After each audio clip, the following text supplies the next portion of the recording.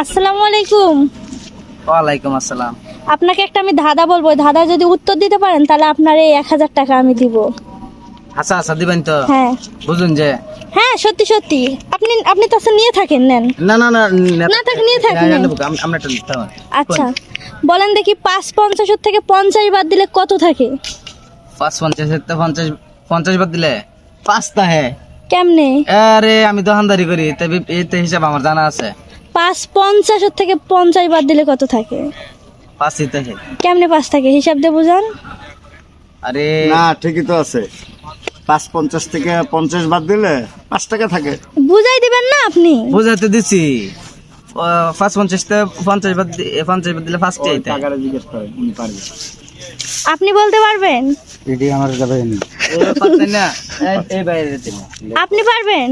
550 থেকে 50 বাদ দিলে কত থাকে? 550 থেকে 50 বাদ দিলে তো 5ই তো হ্যাঁ। হ্যাঁ হ্যাঁ না, দেখছো? আপনার হয় নাই। হইছে না?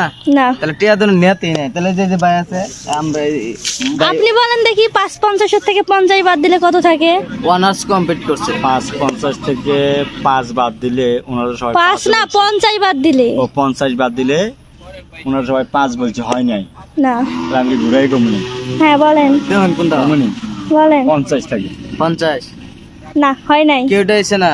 আসলে আপনি যে প্রশ্নটা করছেন, হুম। প্রশ্নটা ক্লিয়ার বুঝতে পারছি। আসলে কি টাকা 1000 দিবেন?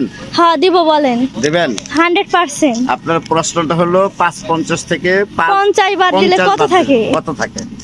আমি কাগজে কলমে একবারে ব্রেন্ডারে সূক্ষ্ম কইরা আরো 50,000 মানুষ নিয়েও যদি আপনি হিসাব করেন, তো ওই 50 বাদ দিলে 5টি থাকে। ও আচ্ছা, জান দর্শক যদি বলতে পারে তাহলে এই টাকাটা আমি কিন্তু দর্শকক দিয়ে দিব। তাহলে আপনারা কেউ পারেন নাই। আচ্ছা ঠিক আছে। আচ্ছা, এটা যদি দর্শক পারে তার দর্শককে 1000 টাকা দিয়ে দিব। সবাই ভালো থাকবেন, আর এটার উত্তর কি হবে আপনারা সবাই জানায়েন। আল্লাহ হাফেজ।